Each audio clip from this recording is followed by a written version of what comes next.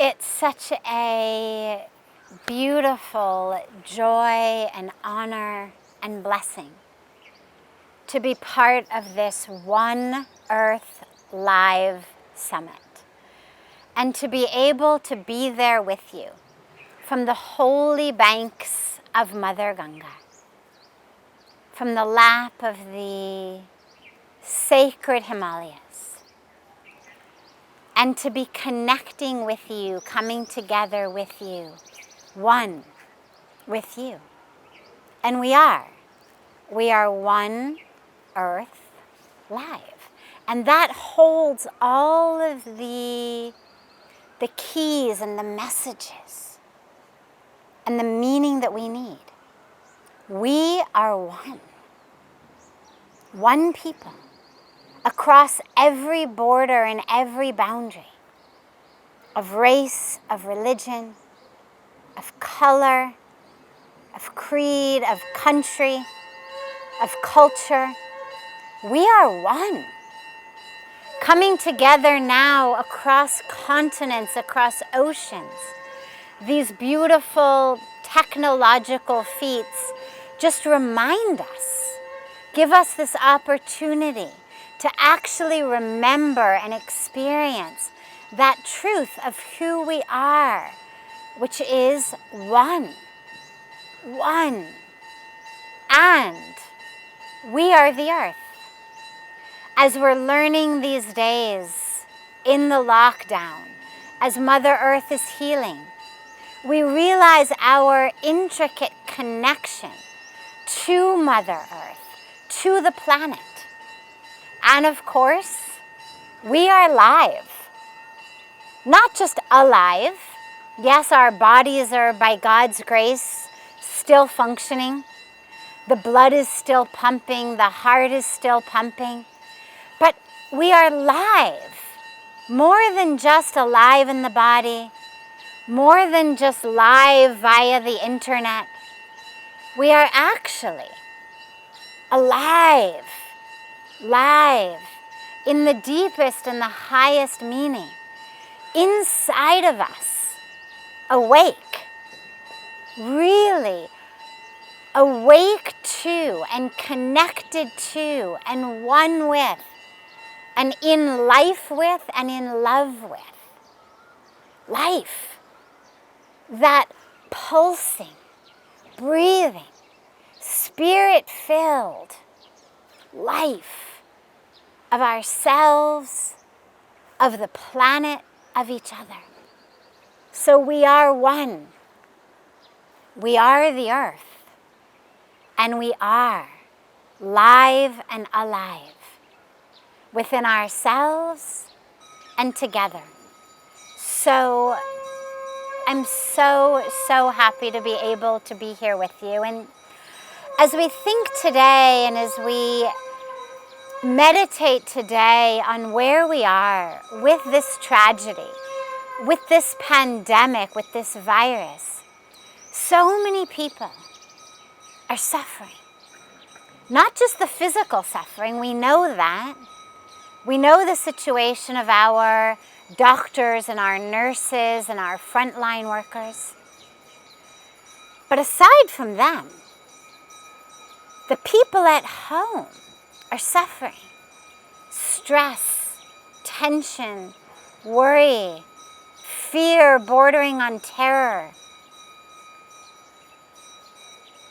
lack of knowing, that fear of the unknown, escalating into addiction, alcoholism, drugs, domestic violence. People at home are suffering. And it's a tragic irony because the people at home are the ones who are safe, the ones who are blessed, the ones who actually have the home to go to, the food to eat, the safety, that luxury, that opportunity. And yet, people are suffering. All over the world, all day, we're interacting with people who are at home, safe, but so stressed, so tense, so worried about their health, what's going to happen, the future. Oh my God, we could die. Oh my God, my loved ones could die. That even though our bodies are safe, so many of our minds are so stressed. And for this, it's really important to anchor ourselves in truth. The word satsang literally means in the presence of truth. And usually when we speak about it, when we have our divine satsang here at Paramarth Nikathan each evening, when we speak about truth, it's that sacred, divine, eternal, unchanging truth of the divinity of who we are. And today, when we speak about satsang though, it's actually really important to anchor ourselves in that highest spiritual truth, yes, of course, and also in just what we would call the simple facts of the situation, the simple reality of the situation. Not even yet on the chorus, deepest, highest level of we are spirit, we are soul, but simply on the very practical level of every one of us, other than the frontline workers, are still much more likely to die of all the things that we were likely to die of before coronavirus than we are of actually dying of COVID. Whether it's heart disease or cancer or diabetes, car accident, malaria, certain parts of the world, bad water, certain parts of the world.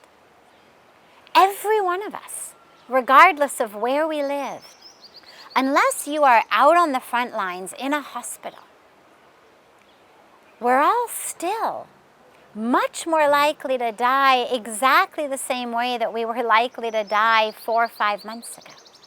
And I mention this because 4 or 5 months ago, we were able to move through life, not stressed, or certainly no more than just the run-of-the-mill stress that by God's grace leads people into meditation programs, yoga classes, spiritual retreats. But we were able to get out of bed with a vision for the day, a vision for the future, with hope. And so to really anchor ourselves in just that basic fact that you are still much more likely to die of all of that than you are of coronavirus. It is still very, very, very low on the list of major threats that you have to worry about. The reason that it's become such a massive occupier, hijacker of our minds, of our nervous system, is because we have to be locked down, because it happens to be way more contagious than a car accident, way more contagious than cancer or heart disease or diabetes. It came out of nowhere, it's peaked. And so in order to prevent it, we have to stay home.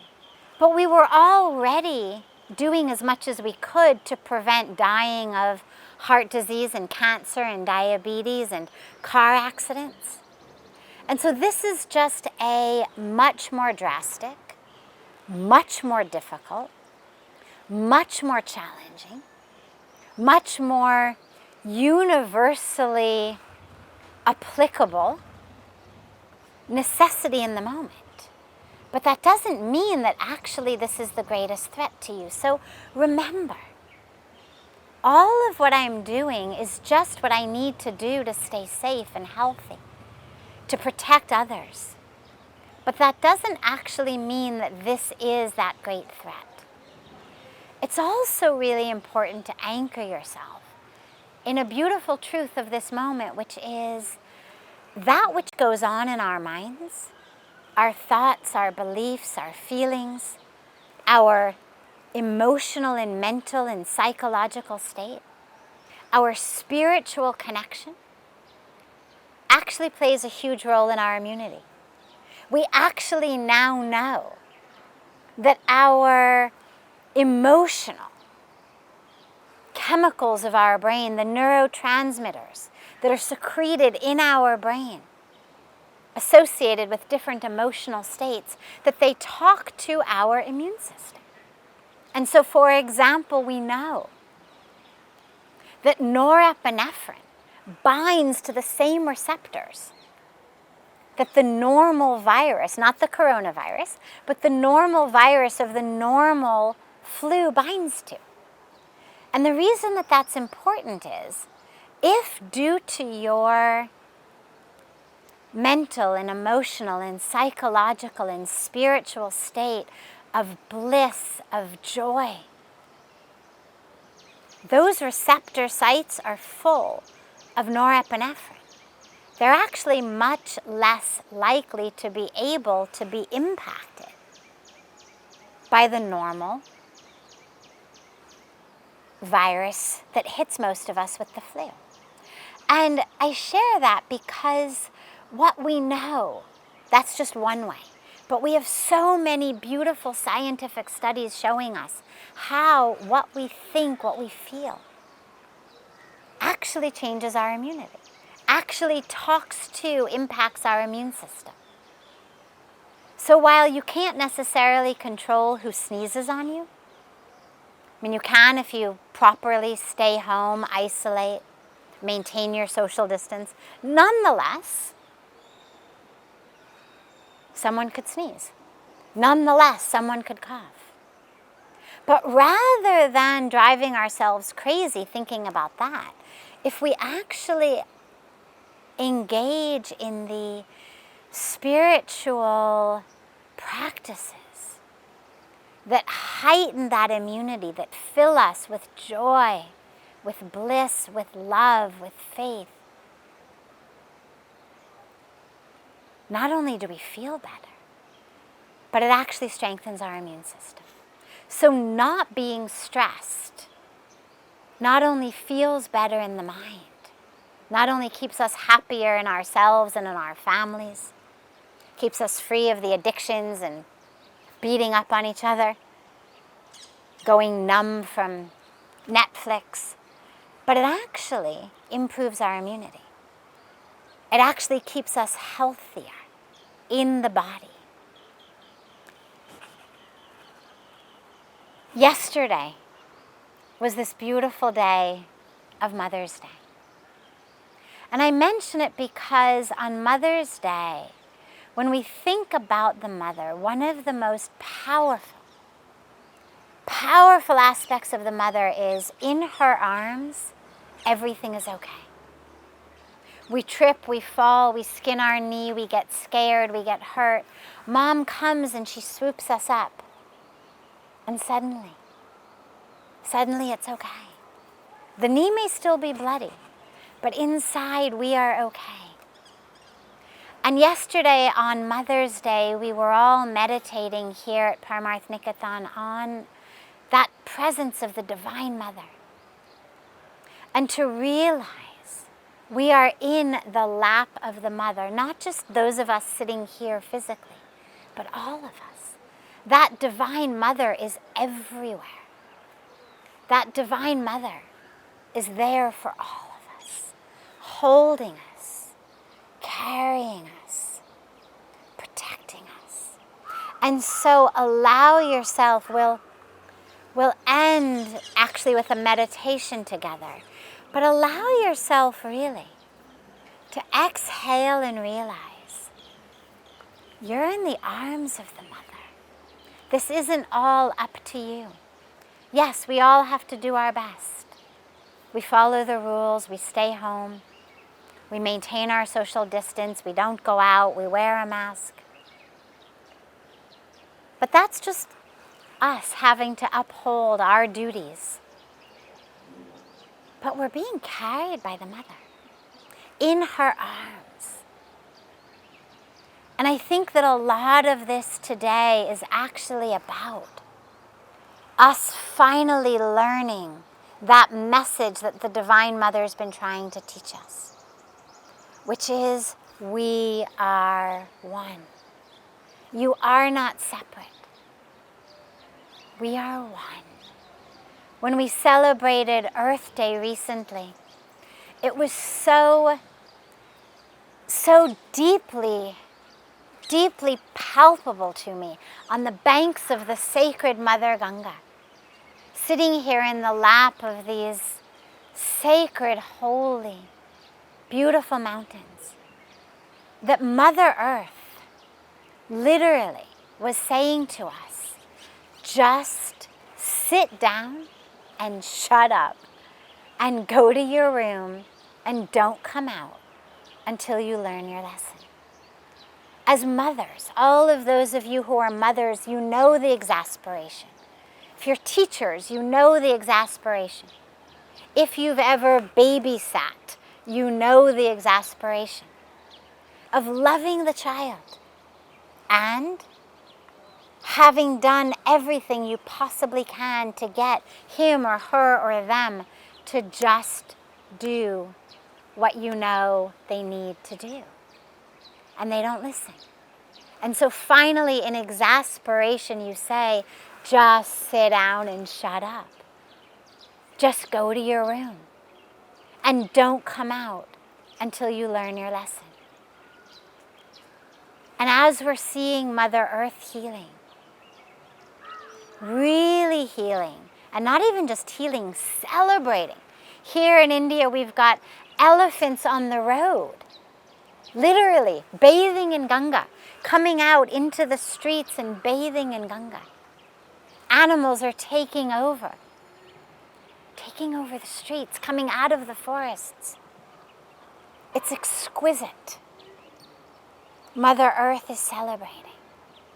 And the lessons for us, the opportunity for us in this lockdown is really to connect with ourselves.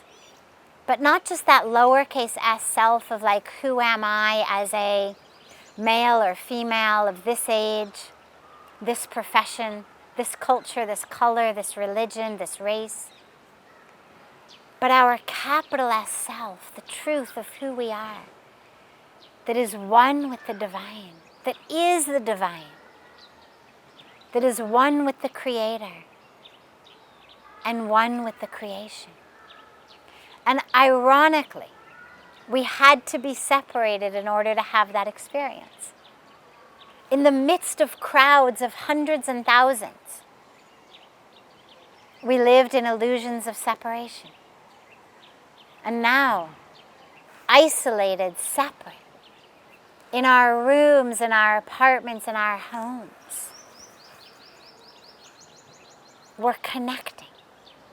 We're rising into a truth, awakening into a truth of our oneness.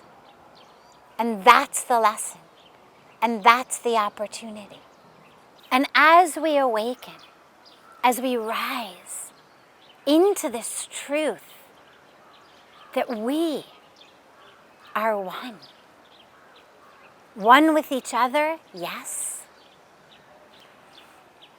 And one with all that exists. One with the Creator, one with the creation. One with all that has ever been and that will ever be. We are one. We chant this beautiful mantra that says, so hum. So hum. I am that. The capital T that. I am one. One with existence, one with the Creator and the creation. I am that. We chant Aham Brahmasmi. I am one with the divine. Am the divine. And as we awaken and rise into that truth, that which we are supposed to do here on planet Earth becomes more and more apparent. Because awakening enlightenment, awareness is not just for awakening's sake. We don't awaken just to sit there on the edge of our beds and say, now I'm awake. We awake, we rise, we move forward. Light is there so we can see, so we can walk the path. And so as we awaken, as we have the light, we move forward with clarity, with vision, with truth and love as the core of who we are, and as that which flows through us and between us, as us, as that highest truth of who we are.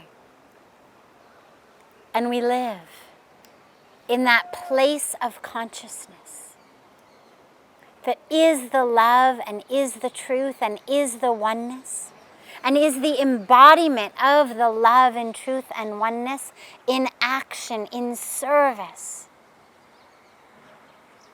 And we are the consciousness and the awareness, that field in which the action and the service and the light and the awakening and the connection is taking place. And so before we end, I invite you to close your eyes for a moment and join me here. Join me in spirit here on the banks of Mother Ganga. Take a moment and allow your senses to pull inward, except for your sense of hearing. Allow that sense of sound to be so sharp, so awake, that you can hear the flowing waters of Mother Ganga as they flow behind me. That you can hear the birds chirping here. That you can hear that sacred water as it crashes upon the rocks in the riverbed.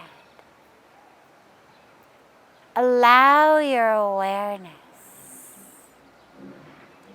your consciousness to expand out to the farthest point of that farthest sound that you can hear.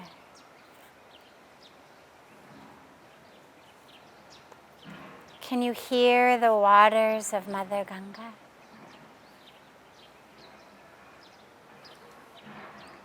Can you hear the people across the river on the opposite banks?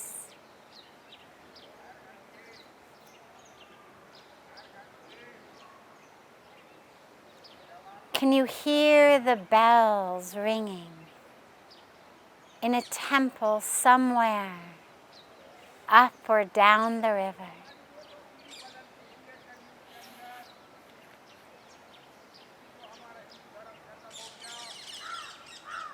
Can you hear the birds? Sure, the ones that are right here where I am, chirping almost into the microphone.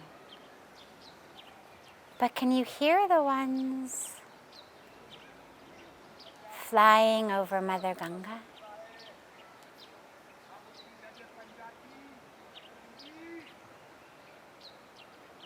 Can you hear the ones across the river?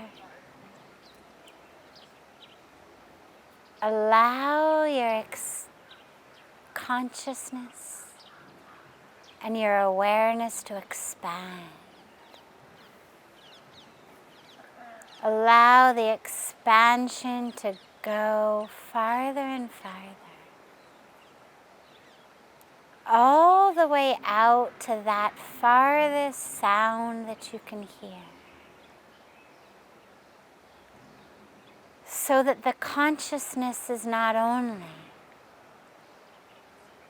within the confines of your body, but rather that it fills all the space between your ear that is hearing and the farthest sound that is being heard by you. All of that is you. Feel it and allow the sacred energy flowing off the waters of Mother Ganga to enter you as you inhale. The sounds come in through your ears. Bring in the energy on your breath. As you inhale, take in that sacred, holy power of the Mother Goddess Ganga. Breathe it in.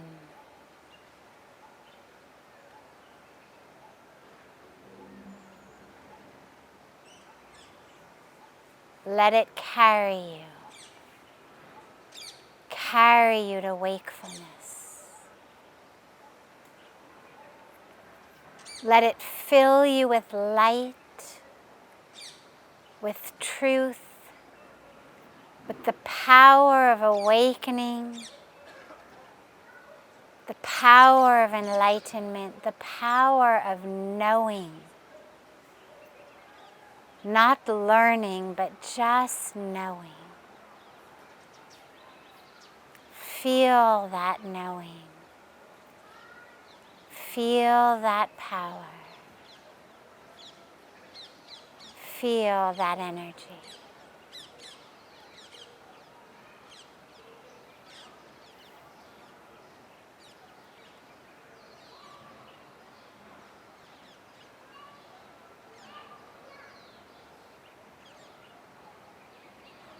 The waters of Mother Ganga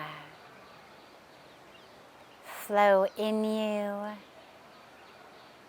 and through you, holding you, nourishing you, nurturing you, protecting you, awakening you. Allow yourself to exhale and let go into her divine stream.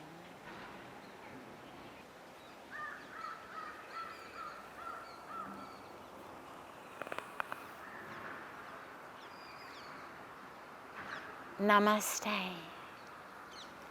The divine within me bows to the divine within you. I bow to myself in you, from yourself in me.